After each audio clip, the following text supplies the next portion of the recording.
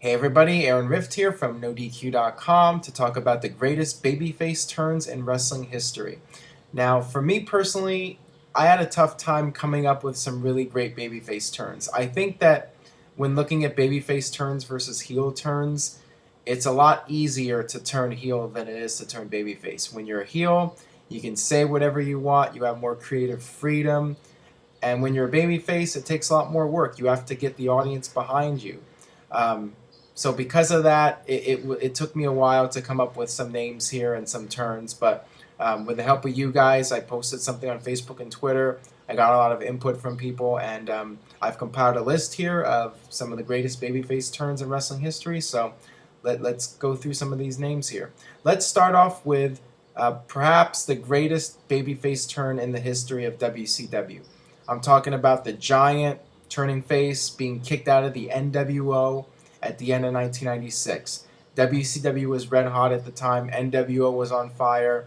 The Giant joined the NWO early on in the group's history. And the thing about the Giant is it didn't really feel like he fit in the NWO. A few weeks before he joined the group, he was feuding with Hulk Hogan for the title. So for him to join the group, just didn't really feel like he fit in.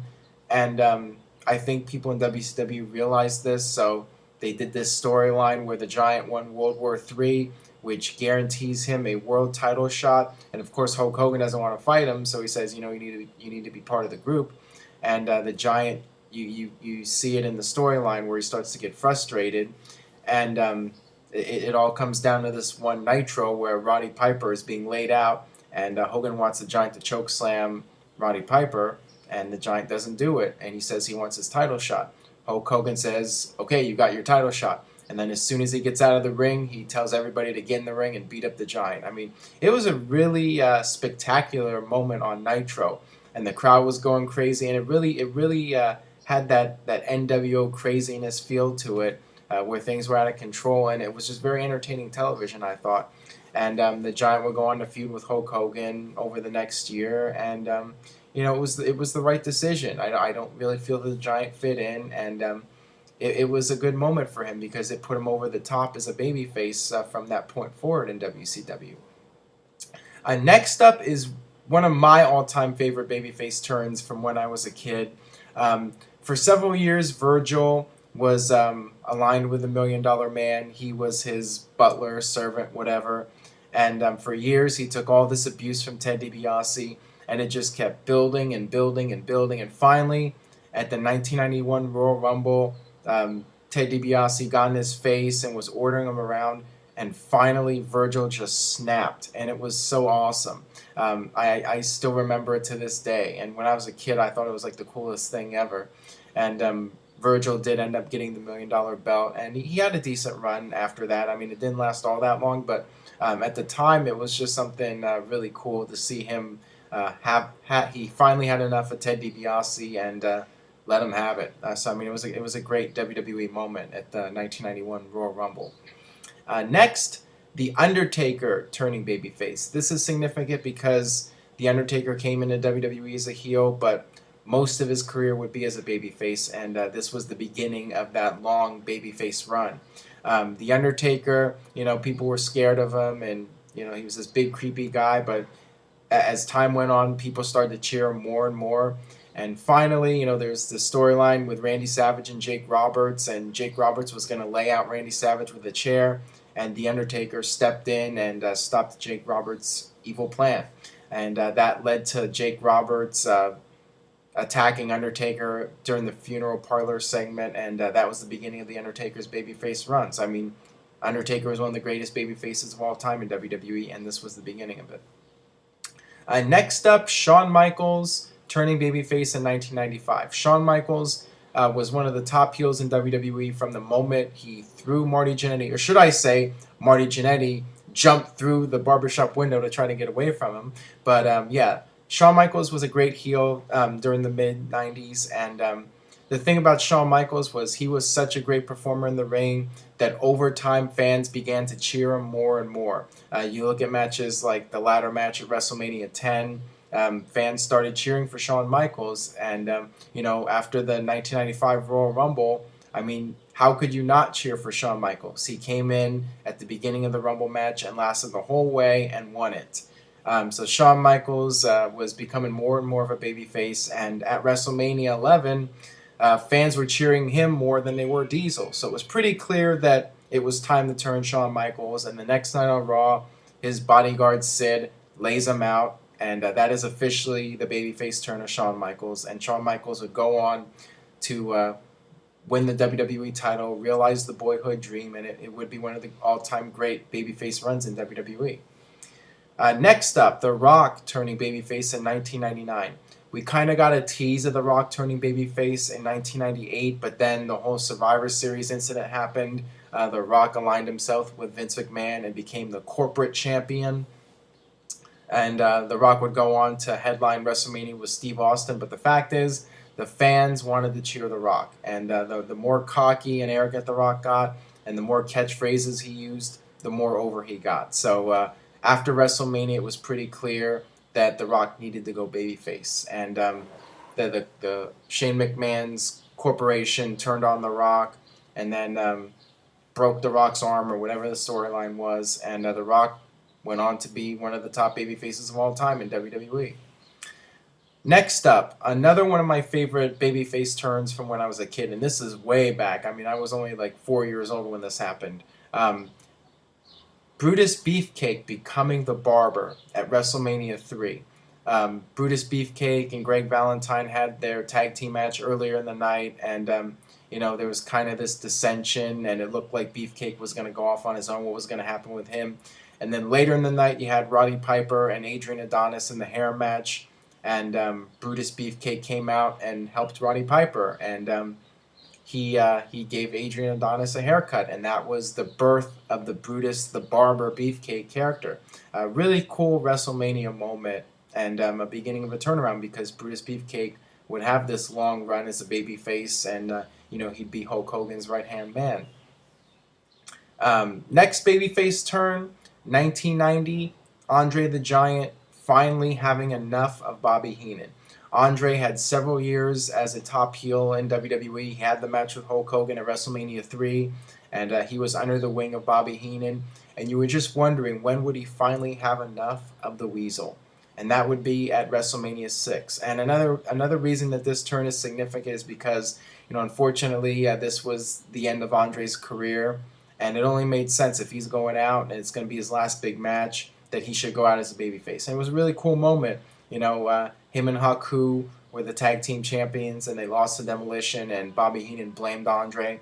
And Andre finally snapped and just fought back, and he beat up Haku, and it was just an awesome moment in WrestleMania history to see Andre finally take out Bobby Heenan and Haku and go back to being on his own. Next babyface turn, CM Punk dropping the pipe bomb in 2011. It was pretty clear when CM Punk did this that he was going to be a babyface from this point forward, because he came out there and just spoke his mind and said what a lot of fans wanted to say. And I think what a lot of the locker room wanted to say but couldn't. CM Punk went out there and just laid it all out there. And it was a historic WWE moment. And certainly a moment that got a lot of people talking. NoDQ.com crashed several times. Everybody knows about it. I mean, it was just an awesome moment.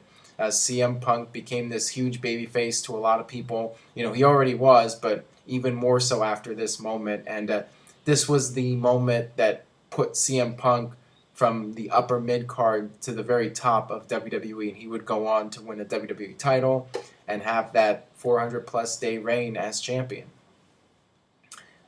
Next up, Batista turning babyface 2005. Batista was part of Evolution as a heel, and he was there in like an Arn Anderson type enforcer role, like a bodyguard for Triple H. But finally, there was the New Year's Resolution pay-per-view, or Revolution pay-per-view, whatever it was called. They had the Elimination Chamber, and Batista was there with Triple H, and the plan was that he would help Triple H retain the title. And then at one point, Batista had a chance to win, and he didn't take that opportunity. And then when he was down and laid out, Triple H could have made the save for Batista, but he chose not to. So this was the beginning of their falling out. Batista would go on to win the Royal Rumble, and Triple H was like, "Hey, go fight the SmackDown champion, and we can dominate both brands." But Batista was like, "No, I'm coming for your title." And that was an epic moment, and it was kind of a reference to an earlier moment when Evolution turned on Randy Orton. They gave him the thumbs down, and in this segment, Batista was the one that gave Triple H the thumbs down. So I mean, it was a really cool moment, and it led to one of the most successful WrestleManias of all time. I mean, Triple H and Batista headlined that WrestleMania 21, and it did a huge pay-per-view buy rate, and it made Batista the next big superstar in WWE, and it put him over the top, that whole babyface turn. And he would go on to have a great run as World Heavyweight Champion. All right, the top three. These are, in my opinion, these are the top three greatest babyface turns of all time. And I'll start off with 1991, Randy Savage turning babyface at WrestleMania 7. Randy Savage was one of those guys that could play either role. He could be a great babyface or he could be a great heel.